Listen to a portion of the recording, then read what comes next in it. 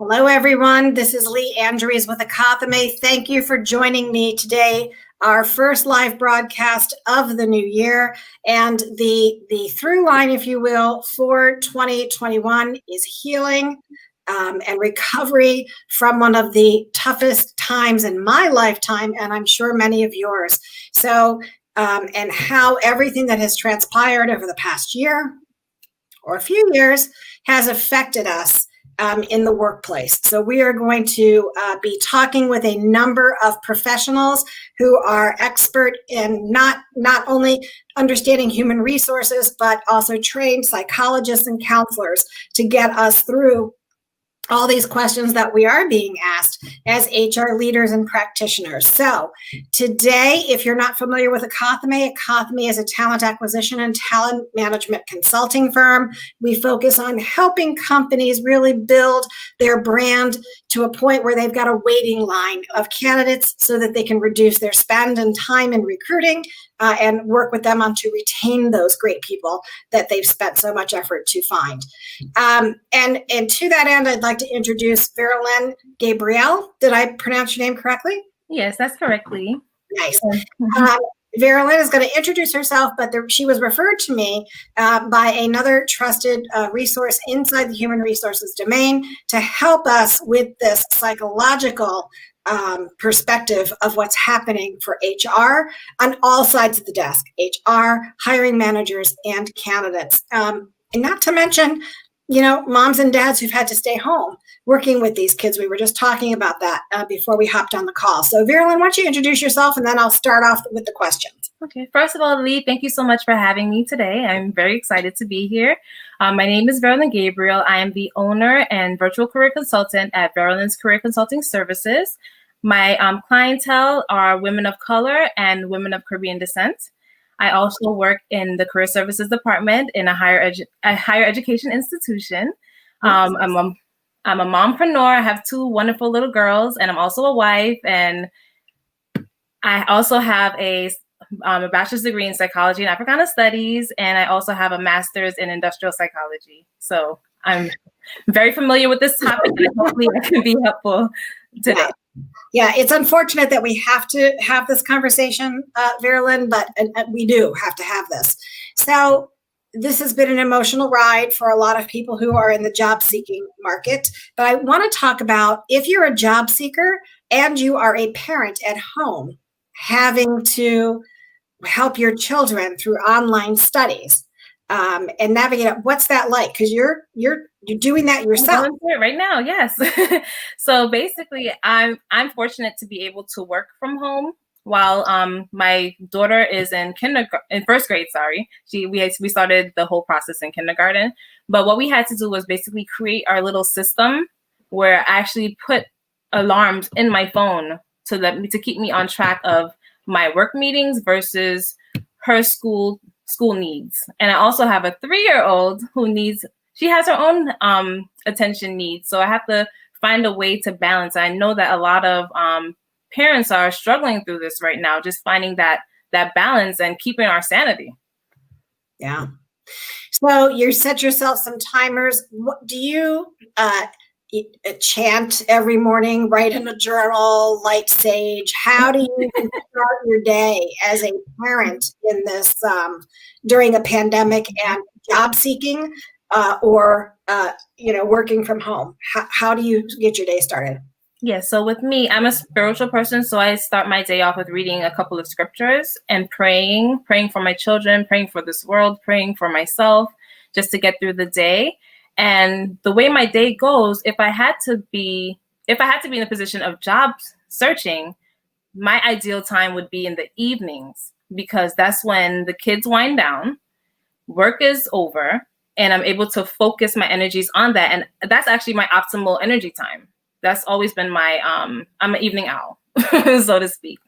So that's when I would do my research, look up the different positions, and then strategize on, okay, do I have to revamp my resume for this type of position? Do I have to revamp my cover letter? And just kind of make a map for the week. And then each week tackle a different task. So when you say make a map for the week, what's on that map? Like what are the must-haves that belong in that map? Yes. So the first step would be to look up different positions. So that would probably be like a Monday and Tuesday thing. Then I would print them all out, then highlight the different skills that they are requiring to make sure that I am qualified for the positions. And then I would also research the companies to see if I'm truly interested in the positions, because you have to find positions that are true to who you are, your values, your lifestyle. So for example, for me, I need to have family-friendly environments, because with kids, things happen and I need to have an environment that's going to be supportive of that. So I do my research on that. Then comes the steps of with the resume, making sure the resumes are on point for each type of position, and then apply. So even if something is saying that I'm missing one qualification, for example, I tell all my clients, still apply, because at the end of the day, they can say they're not going to pick you or not. But if you don't apply, you have 100% chance of not getting the position. So I say apply to everything. That's a good tip for you. Yeah. So let's talk about some of the, what are your clients on either side of the desk? What are some of the emotions that they're experiencing that drag them down and aren't helpful? I think the biggest negative emotion is the fear of rejection, because it's hard to just put yourself out there. And with the job search, you can apply to 100 jobs and only 5% might contact you back. So that, I think, is one of the most prevalent negative emotion. Then, of course, we have the self-doubt. Some people have low self-esteem. Some people have grief, because a lot of people lost a lot of people last year. The pandemic has put a lot of people in such a deep emotional state. So those are a lot of the negative emotions that I feel get in the way of an individual's job search. And so these are pretty big emotions, right? Yes. So how do you begin to, what's the common thread that you're seeing in these fears? So you got fear, which is also triggered by doubt, which is loss, right? So you've got, what is the common thread that if we address it, it kind of arrests all those insecurities? I think the first thing everyone needs to do is a mental health check-in, and seeing what area you fall under. I think the first step is always self-awareness, knowing yourself, knowing where you are, knowing where your mental state is. I think that's important. And then you have to figure out what triggers are causing those things. And sometimes you can't do it on your own. You have to get a therapist, for example. So you can get a therapist if you need to seek your religious counseling, if you have to seek a trusted friend, but you need to get help. You can't do it on your own. But you have to take a step back and really think about where your state is. So how do you know when it's time to get help? If you say, for example, you've been on the job market for 3 or 6 months, when do you actually know that, hey, this is not just it's going beyond the job, like the job search? What are the red flags?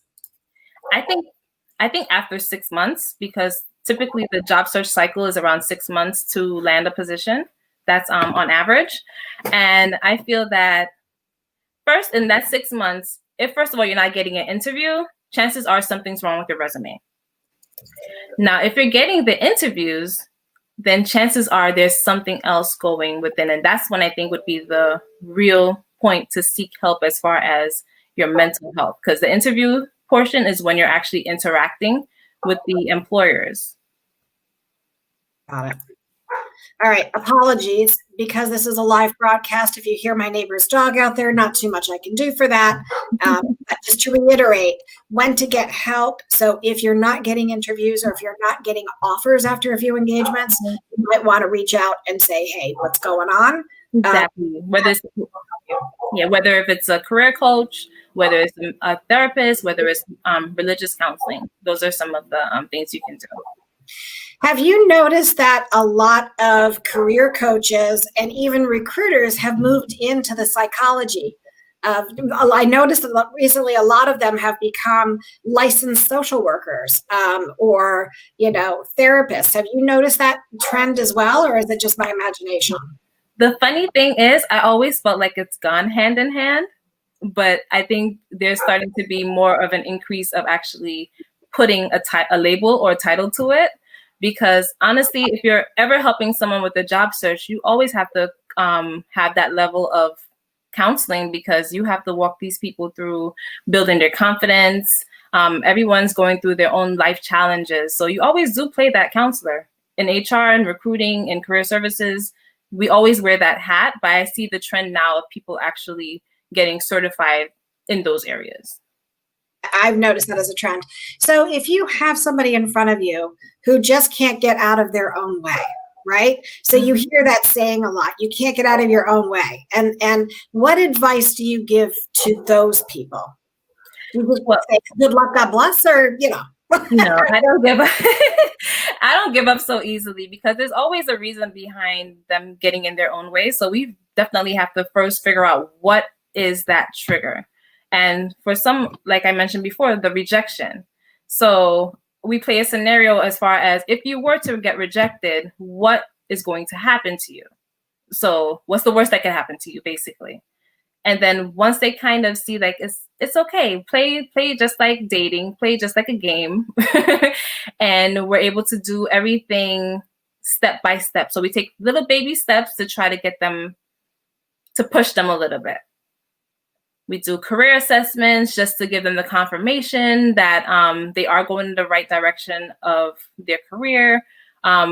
We build on their resume. We do like just little baby steps to build their confidence and get them to see that they are capable of getting these positions. So at what point do you suggest that they seek additional help outside of what you can do? Well, the point of where I see, because I have a background in psychology, so I could kind of see when they are struggling.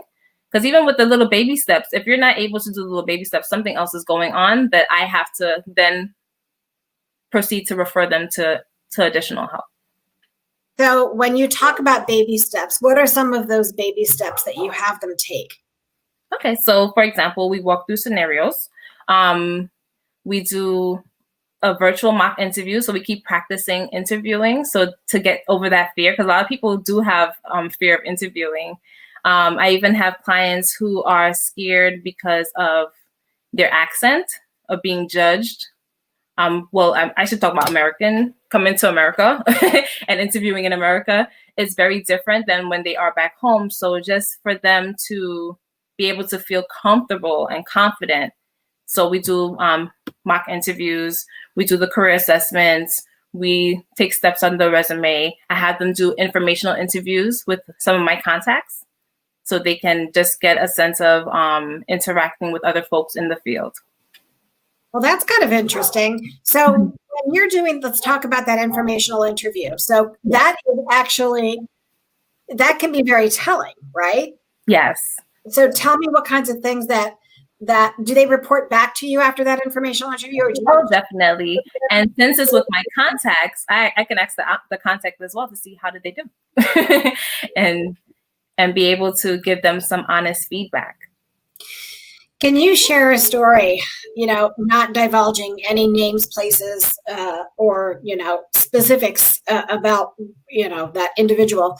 Can you share a story of how when somebody turned the corner and they came to you at maybe one of their lowest points, and you took those baby steps? Walk us through that story to where they landed in a job. Do you have something like that to share with us? I do. So basically, I had a situation with a client where they basically just came off from being homeless. So that was a big barrier for them to kind of build their confidence. So but they had already overcome the homelessness, but still the mentality of falling back into that place was kind of difficult for them. And basically, we took different steps. We had a one-on-one career counseling sessions where we didn't only talk about the job search. We spoke about some of the things that went on for them during the week. And basically, by the time they finished, they were just so confident and comfortable, and they were able to land a position that they were really excited about. And just seeing that really touched my heart. And I can't remember the exact position. Is that okay? But that was one of my biggest turnarounds, because they started off just very down on themselves, just doubting the whole process, just had a lot of heaviness, and they were able to. And I also referred them to a social worker as well, because they also needed that. Yeah. And so when they come to you at that state, right? What if they are not there? What if they're in like their third month and they're starting to feel that pressure, that financial pressure of not finding a job, that emotional pressure of not finding a job? What do we do at that point? How can we prevent them from getting there, right? Yeah, and that's when I feel like they should definitely seek additional services elsewhere alongside with me. Like, I wouldn't give up on them at that point, but I couldn't do that by myself. Like, they need to get a licensed professional alongside. So I'm hearing that we've got to get outside of our own heads. We've got to have an external intervention. And for somebody who understands the psychology of an individual in this process, you're immediately saying, this is where I end, and you need somebody else to pick you up at this point and then come back, because all of their efforts would be pretty fruitless, right? If they're just going to get the same results until they do something differently. Exactly. And it affects your decision making, because then maybe they might end up in a dead hole with a career, and they're just completely unhappy. So I didn't prepare you for this next question, but I know that you can handle it fine. So I got to tell you, the recruiters and the HR practitioners are going through their own level of hell, right?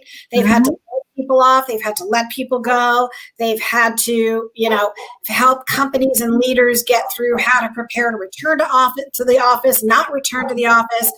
What's the psychology of this for them? I mean, how do they maintain? And they're not, people who are being let go are not happy. So they're coming to HR with all of this resentment. What do we do with that? I honestly think they need mental health counseling as well, because it's a lot. It's a lot to have to lay off someone. It's a lot to have to fire someone. It's a lot to have to close departments. It's a lot too much going on, and they need their own self-care as well. What do you think about the HR community getting together? Is it the HR community getting together, or is it just inside that company, or like group counseling sessions for it couldn't hurt. Interventions that they should be looking at besides individual? What other options do they have?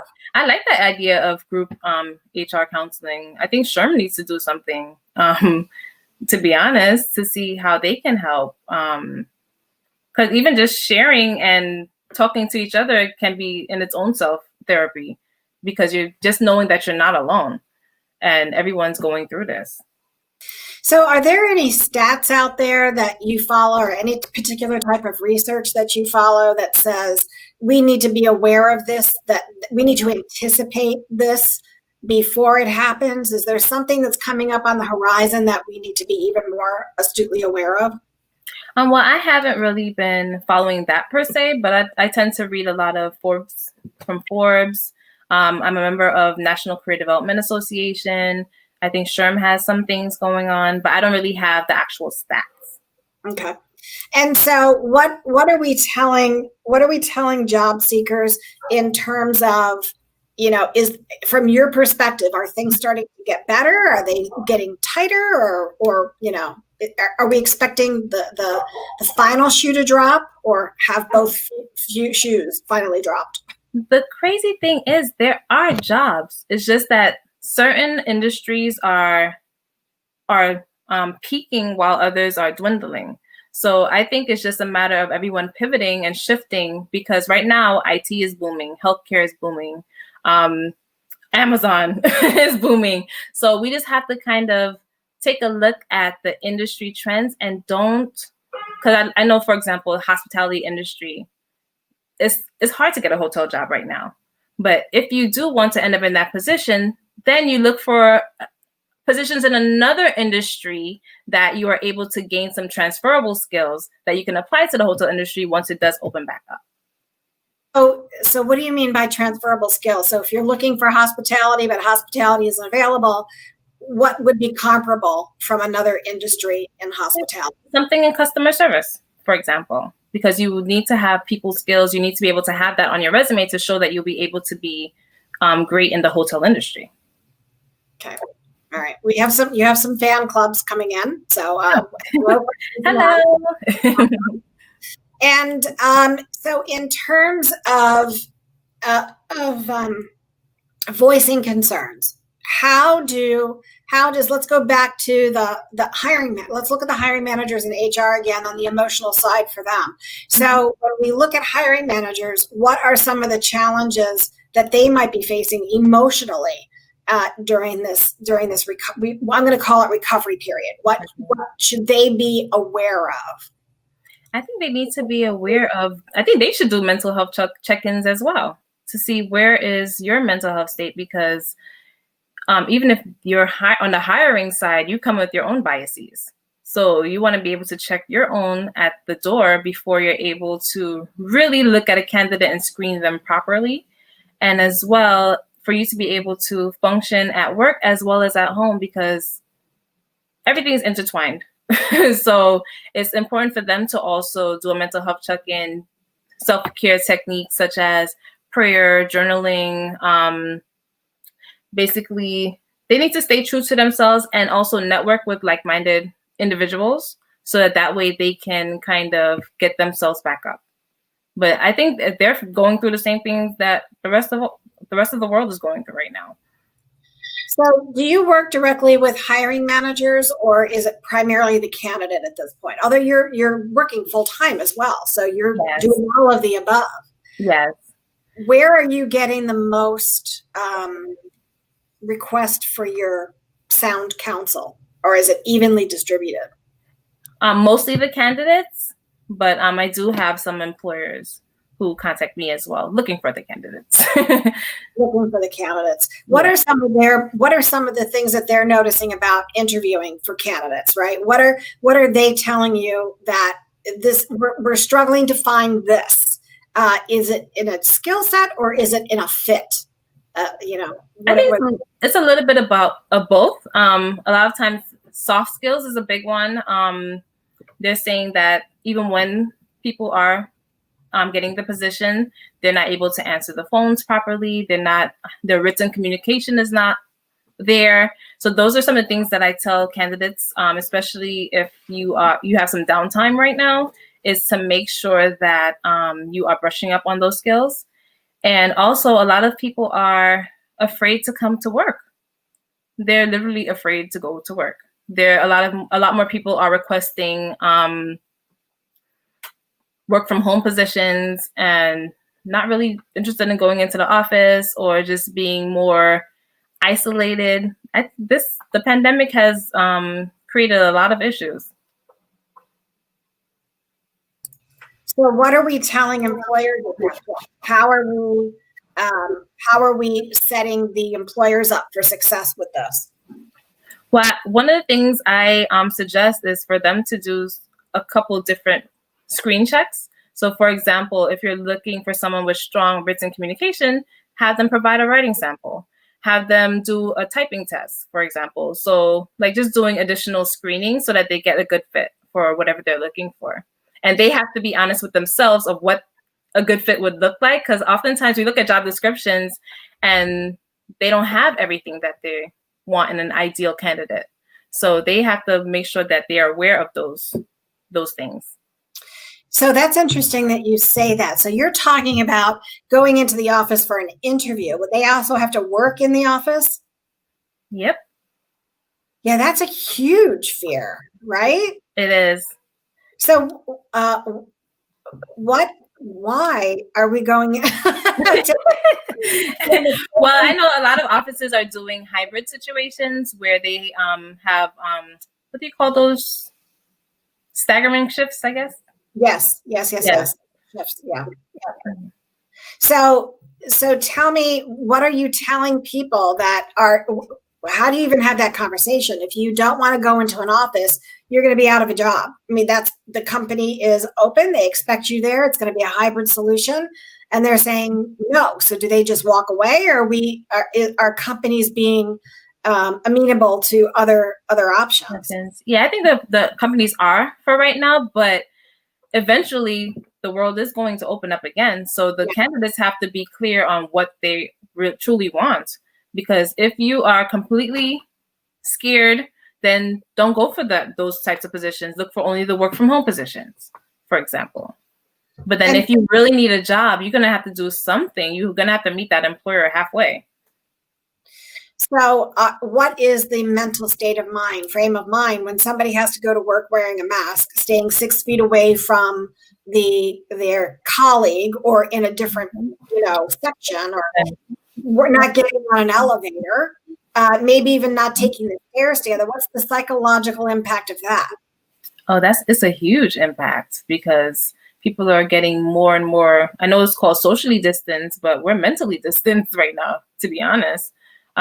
It's a huge impact, I believe. So how do you think that's going to impact productivity? That's where I think the employers are going to have to get very creative. So for example, for where I work full time, we do a hybrid situation, but for the different departments, you pretty much by yourself in the office when you're in the office. So what does a hybrid situation look like for you guys at your current company? So we work a few days at home, and then we work a few days in the actual office. And so when you go into the office, what does that look like? What kind of precautions are you guys taking there? Everyone gets a temperature checked, mask on. Is for my specific department, it's only 5 of us in that particular campus, and so only 1 or 2 allowed per day. And you're at a university, is that right? Yeah. University. It's huge. I mean, that's huge. So, and everyone had to adjust really quickly. All of the classes went virtually, except for like the clinicals and the culinary classes. They had to be on. It's pretty obvious that they need to be on campus, but it's pretty much a ghost town. So when you're going into these facilities, and you're walking distanced, right? Mm-hmm. And there's elevators and there's stairs. So how are you navigating all of that? Well, thankfully for me personally, I get to completely stay working from home, especially for my kids. My daughter is fully remote, and my daycare, they recently opened up. So for the 3-year-old, so I have no one to watch the kids for right now, and the job is flexible in that sense. But for those who do go in,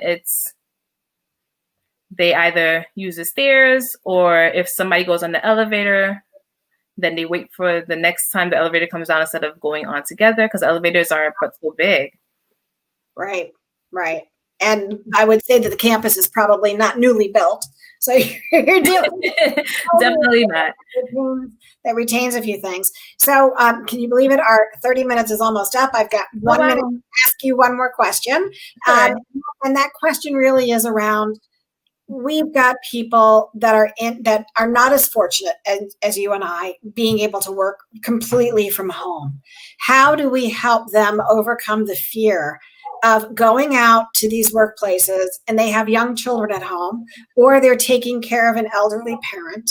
What is the psychology behind helping them work through that? What level of acceptance do we have to have, and how do we get them there?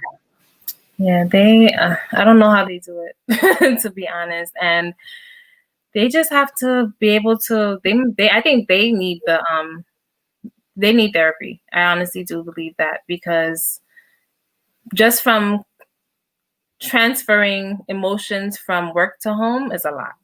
So basically, once you get into the door, just to be able to leave work behind and come back in the house and deal with the kids, deal with the elderly parent, sanitizing everything. It's just, I think.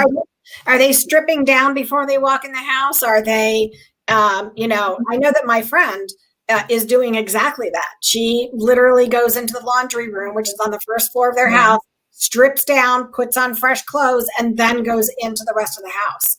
I mean, it psychologically, what is happening to us when we do that as a society, Veralyn? What's happening to us? We're breaking down. And I think that's also like a metaphor. We're stripping down the outside and all the negativity and all of the whole everything that the pandemic holds. You're literally stripping it down when you're getting into the house, but then mentally it's still staying with you. So is it just going to take time? Oh yes, definitely going to take time. And the thing is, it's still not even over yet. So we don't even know when it's going to end for us to really start healing. Well, Veralyn, this has been interesting. Thank you so much. I think that leaving this on a positive note, we can say that this isn't going to be forever. It's not. There is going to be an end date to all of this catastrophe that we have gone through, and that there is a bright spot. And I think that bright spot is the positive things that we've achieved. If you can journal some positive things that have happened over the past year, you will realize that there's lots to be grateful for. Not as much to beat yourself up over or feel negative about, but plenty to be grateful for. And I'm grateful for having met you. Thank you. People. So please, if you are viewing and you are struggling in any way, shape, or form, please don't think that you have to go it alone. Reach out, get some help. You are not alone. We are here for you, and we will care for you until you get to that point where you can take care of yourself. So having said that, take care, everybody. Happy New Year. And yes, Happy New Year. And we've got another, it's almost like we need hazardous suits going outside of our home. Isn't that the truth? Yes. There you go. All right, everyone. Have a great day. Happy New Year and more to come. Bye. Thank you for joining me today, Veralyn. Thank you so much, Lee. My pleasure.